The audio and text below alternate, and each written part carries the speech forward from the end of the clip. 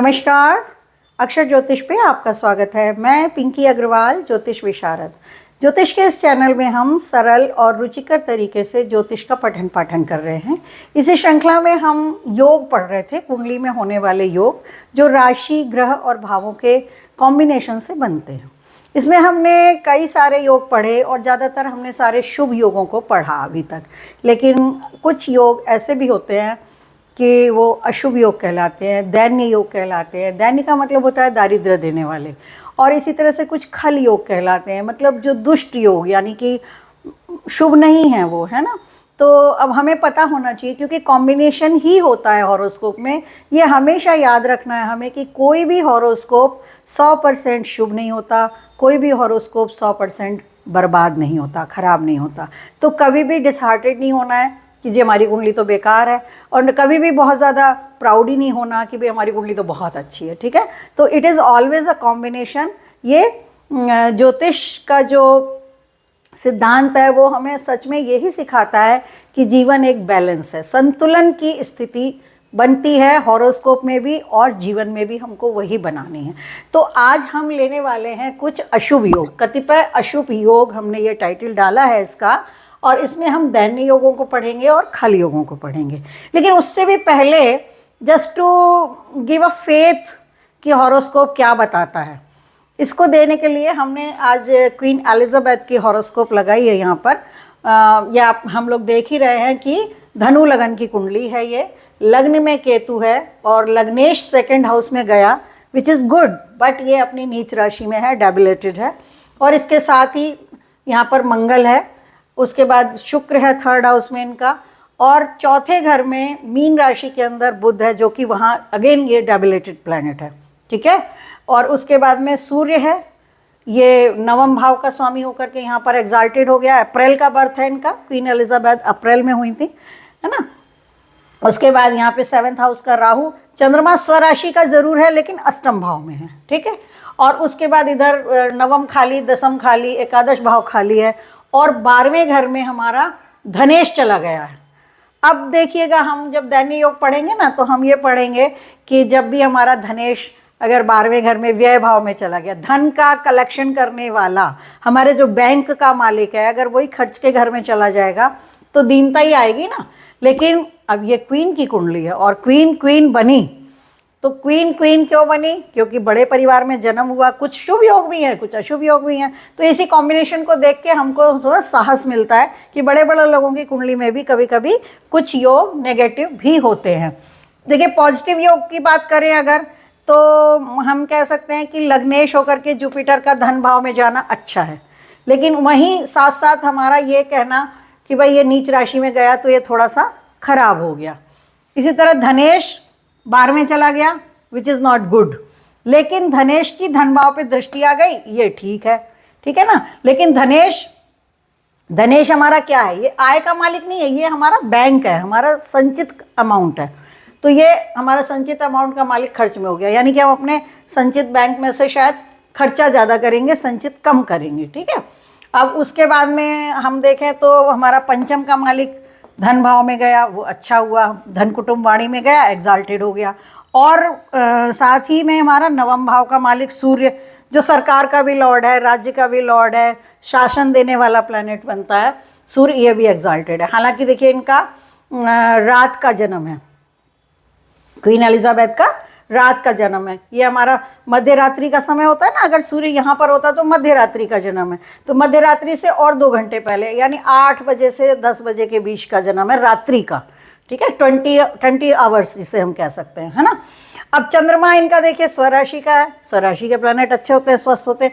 लेकिन चंद्रमा का अपने आप में ही अष्टम में जाना अच्छा नहीं होता है, क्योंकि अष्टम भाव क्या, छिद्र है, रंध्र है, ये बाधा होती है इसमें, और नेगेटिविटी आती है। चंद्रमा जब भी 6, 8, 12वें में जाता है तो जहाँ तक को मूड स्विंग्स होते हैं, बंदा जो है अपनी बातों पे स्थिर नहीं रह पाता है, वो कभी कोई डरावा रहता है, कोई जो है वो उत्तेजित जल्दी हो जाता है। तो ये मतलब हम इस कुंडली को सिर्फ इस वजह से ले रहे हैं कि शुभ योगों के साथ साथ एक आध दुर्योग भी इस कुंडली में है।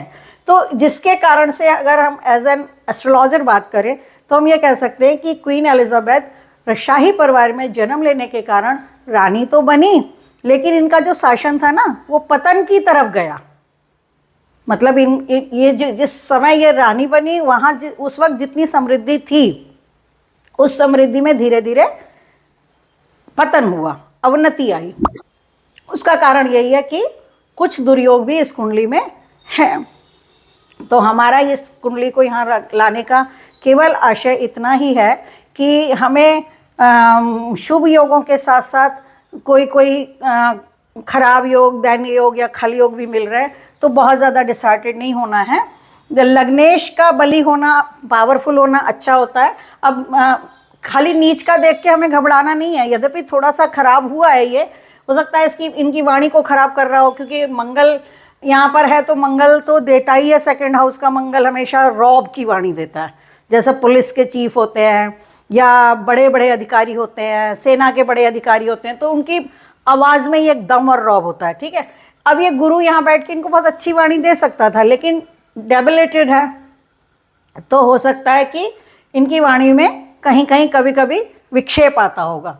लेकिन लग्नेश होकर के गुरु का इधर जाना, और वो भी सेकंड हाउस में जाना, हमने गुरु का जब दिग्बल पढ़ा था तो हम जानते हैं कि लग्न के अंदर बैठा हुआ गुरु, हम लोगों ने पहले भी पढ़ा इस चीज़ को कि कतिपय दोषों का नाश करता है। कुछ लोग कहते हैं कि 1.25 करोड़ दोषों का नाश करता है।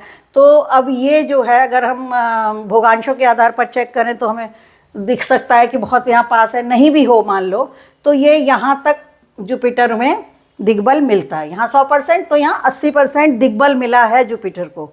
तो एक तरह से लग्नेश पावरफुल भी है, और नॉट ओनली दैट पंचमेश के साथ है, और वो पंचमेश एग्जाल्टेड भी है, हाँ, और उसी के साथ साथ हमारा भाग्येश भी एग्जाल्टेड है। तो ये सारे शुभ योग भी हैं इस कुंडली में, है ना। तो हमें मतलब ये, इसीलिए हमने ये हॉरोस्कोप लगाया यहाँ पर कि हमको ये समझ के चलना है कि इसीलिए ज्योतिष पढ़ना है।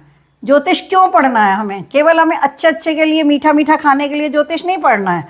हमको ये समझना है कि ज़िंदगी हमेशा बैलेंस सिखाएगी हमें, ठीक है। तो इसलिए हमको ज्योतिष पढ़ना है। ज्योतिष पढ़ के हमें ये पता चलता है कि जीवन में अच्छाई बुराई का कॉम्बिनेशन हमेशा हमको मिलेगा, मिल सकता है, और उसको हमें एक्सेप्ट करना है और अपना रास्ता बनाना है उसी में से। तो ये इसलिए हमने ये क्वीन एलिजाबेथ का हॉरोस्कोप लिया था, जस्ट टू सी कि कुछ कुंडलियाँ अच्छी होते हुए भी कभी कभी उसमें एक आध कोई ना कोई खराबी होती है और हो सकती है, तो उसके लिए हमें ज़्यादा परेशान नहीं होना है। अब हम आ जाते हैं अशुभ योगों का, जो हमारा आज का चैप्टर है उसको ले लेते हैं। दैन्य योग हम लेते हैं। अब ये जो दैन्य योग है, इससे नाम से ही पता चल रहा है कि ये दीनता क्या होता है? मतलब एक दीनहीन व्यक्ति क्या होता है? गरीब, है ना, या दारिद्र्य योग, इस तरह की बात आती है इसमें। तो अब देखिए, हम पहले तो योगों के बारे में पढ़ रहे हैं, तो हमको समझने की चाहिए कि इसका बेसिक सिद्धांत क्या है। दैन्य योग का बेसिक सिद्धांत ये है कि जो जितने भी दैन्य योग हैं वो या तो 6th लॉर्ड की कृपा से बनेंगे, या 8th लॉर्ड की कृपा से बनेंगे, या 12th लॉर्ड की कृपा से बनेंगे, ठीक है। ये जो हमारे स्वामी हैं, 6ठे का स्वामी, क्योंकि इसके पास पोर्टफोलियो क्या है, इस घर का स्वामी वही काम करेगा जो इस भाव के कारकत्व हैं। इस भाव के कारकत्व क्या है? रोग, ऋण, रिपु, यानी शत्रुता और कर्जे और रोग, बीमारियां। तो अब यहाँ के स्वामी के पास में फाइल ही इसकी है, बीमारी की फाइल है, शत्रुता की फाइल है और इसकी कर्जे की फाइल है। तो अब यहाँ का जो स्वामी बनेगा, जैसे इस हॉरोस्कोप में हमारे लिए शुक्र बन रहा है, ठीक है। तो शुक्र के पास क्या पोर्टफोलियो है, क्या उसके पास विभाग है, उसको काम क्या मिला हुआ है इस हॉरोस्कोप में। यद्यपि शुक्र एक शुभ प्लैनेट होता है, पर इस हॉरोस्कोप में अगर यहाँ इस हाउस को हम देखें तो हमारे शुक्र को काम मिला हुआ है रोग बढ़ाने का, या रोग देने का, शत्रुता देने का, या बीमारी देने का। इसी तरीके से झगड़ा भी दे सकता है ना। और अब फॉर्चुनेटली इसकी दूसरी राशि भी हमारे 11वें घर में गई हुई है। 11वां घर 6ठे से 6ठा होता है, यानी कि यहाँ से भी ये यही सब देगा, और भावात भावम का सिद्धांत लगाएंगे तो यहाँ से भी यही देगा। यद्यपि लाभेश है, लेकिन लाभेश में काफ़ी कुछ होता है। लाभेश खाली लाभेश ही नहीं होता, वो बीमारियां भी देता है हमको। तो गुरु की लगन है, ठीक है, गुरु की लगन है, तो गुरु की लगन में क्या होगा? गुरु की लगन में गुरु और उसके मित्रों की जो फैंटी है वो शुभ होंगे, क्योंकि यहाँ का मालिक गुरु है, पंचम का मालिक मंगल है और नवम का मालिक सूर्य है। तो ये हम पहले भी देख चुके हैं कि त्रिकोणेश ज़्यादातर सब परस्पर मित्र होते हैं। तो ये सब तो शुभ हो गए, शुभ के एरिया में आ गए, लग्नेश के मित्र भी हो गए। अब खराब घरों के मालिक कौन है हमारे? एक तो यहाँ शुक्र बना हुआ है, यहाँ से चंद्रमा बना हुआ है। यद्यपि चंद्रमा इसका मित्र होता है गुरु का, लेकिन अष्टमाधिपति है ये, ठीक है। और इसी तरह से 12वें घर का स्वामी मंगल। अब मंगल ऐसे मित्र होता है वैसे देखा जाए तो इसका, लेकिन इसकी एक राशि यहाँ पड़ रही है, एक राशि यहाँ पड़ रही है। अब मूल त्रिकोण राशि यहाँ पड़ी है तो हम इसको शुभ ही लेंगे, इस कुंडली में मंगल को हम शुभ ही लेंगे। लेकिन 12वें घर का भी तो दारोमदार मंगल के पास ही है, समझ रहे हैं ना, तो वो हमें समझना पड़ेगा। तो चलिए वो आगे की बात है। अभी हम देखते हैं कि पहले दैन योग हम किससे बना रहे हैं। दैन योग बना रहे हैं कि जैसे 12th लॉर्ड है ये, जिसको हम व्ययेश कहते हैं, ठीक है, इसका नाम है व्ययेश, क्योंकि ये व्यय भाव का मालिक बन रहा है, 12th लॉर्ड। यहाँ पे भावेश की बात हो रही है। तो ये जो व्ययेश है, अब व्ययेश के पास क्या पोर्टफोलियो है? नींद का पोर्टफोलियो है, जेल का है, अस्पताल का है, हमारे पैरों का है, हमारे नृत्य का है, डांस का है, मोक्ष का है ना। तो ये सारे पोर्टफोलियो इसके पास हैं, इसके पास ये सारे कार्यक्रम करने का इसके पास हक है, इससे संबंधित कार्यक्रम वो करेगा। अब यहाँ का स्वामी कहाँ चला जा रहा है? अब हमें ये देखना है किसके साथ एक्सचेंज बना रहा है। ये लग्नेश के साथ एक्सचेंज बना सकता है व्ययेश, यानी 12th Lord in first house, first Lord in 12th house. जैसे कि मान लीजिए हमारा जुपिटर यहाँ आ जाए किसी कुंडली में, हैं, और मंगल यहाँ आ जाए, तो ये परिवर्तन हुआ ना। व्ययेश जाकर के बैठ गया लगन में और लग्नेश जाकर के बैठ गया व्यय भाव में। तो अब ये अच्छा योग नहीं है। क्यों? क्योंकि पहली तो बात यही हुआ कि लगन का मालिक सबसे दूर वाले घर में जाके बैठ गया, और ये विदेश का भी घर है। अब विदेश में जाना ये कोई अच्छी बात थोड़ी है। अपना घर गांव, अपना सब लोग, अपना परिवार, अब सब कुछ छोड़ के, और हॉरोस्कोप जब हम पढ़ते हैं तो ज्योतिषीय योगों में विदेश योग को कोई अच्छा योग नहीं माना जाता। वो ठीक है, आज के युग में हम लोग विदेश योग पूछते भी हैं, जानते भी हैं, और बच्चे जाते भी हैं और सब कुछ होता है, बट ये एक अच्छे योगों में नहीं आता। दूसरी बात, व्यय का मालिक, खर्चे का मालिक लगन में आके बैठा। तो कहने का मतलब ये है कि ये एक्सचेंज हुआ, किसका हुआ? 12th लॉर्ड का एक्सचेंज हुआ फर्स्ट हाउस से, लग्नेश से, ठीक है। लग्नेश के साथ ये एक्सचेंज हो गया, इधर का मालिक इधर बैठ गया और इधर का मालिक इधर बैठ गया। इसी तरीके से जब भी व्ययेश का संबंध फर्स्ट हाउस से बन जाए, सेकंड के साथ एक्सचेंज कर ले, या फिर ये थर्ड के साथ कर ले, फोर्थ के साथ कर ले, फिफ्थ के साथ कर ले, सेवन्थ के साथ कर ले, 8th के साथ, 9th के साथ, 10th के साथ और 11th हाउस के साथ। अब 12वें का मालिक अगर 12वें में ही है तो वो तो हम विपरीत राजयोग में पढ़ चुके हैं। 12वें का स्वामी अगर 12वें में ही है तो वो तो विपरीत राजयोग बनाएगा। 6 का स्वामी 12वें में चला जाएगा तो भी विपरीत राजयोग, 8 का स्वामी 12वें में चला जाएगा तो भी विपरीत राजयोग। लेकिन जब दोनों एक्सचेंज हो जाएंगे तो दोनों ही हाउसेस के ऊपर इसका प्रभाव पड़ता है। तो व्ययेश अगर हमारा, जैसे हमने यहाँ लग्नेश के साथ एक्सचेंज बनाया, इसी तरह से जैसे उनकी कुंडली में अभी हम देख रहे थे कि शनि यहाँ आ जाए और व्ययेश मंगल यहाँ आ जाए, ये दैन्य योग में है। अभी हमने पढ़ा था ना, एलिजाबेथ की कुंडली में पढ़ा था कि मंगल यहाँ था और शनि यहाँ था, तो वो दैन्य योग हो गया। इसी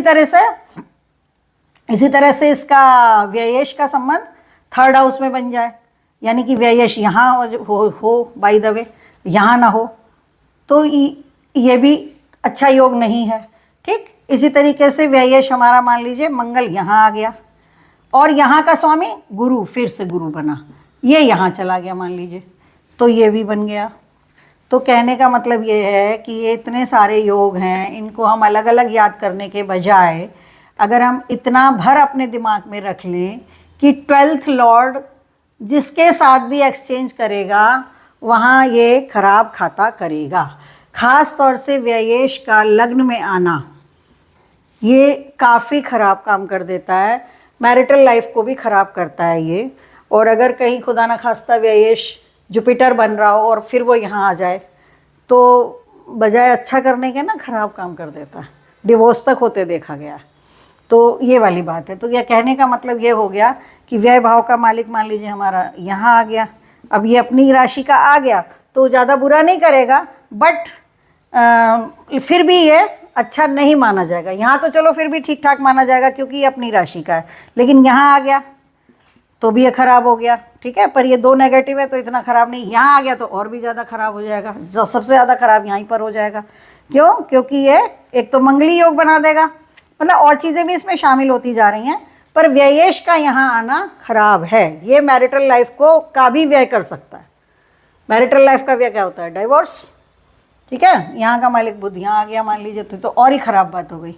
सप्तम का मालिक अपने से छठा चला गया, 12वें घर में चला गया, और 12वें घर का मालिक सप्तम में आ गया। तो ये एक कंडीशन। अब इसमें चाहे मंगल नहीं होता, कोई और प्लेनेट होता तो भी ये तलाक की नौबत बना सकता, इवन गुरु भी बना सकता है, शुक्र भी बना सकता है। तो भावेश का भी पूरा ही महत्व है।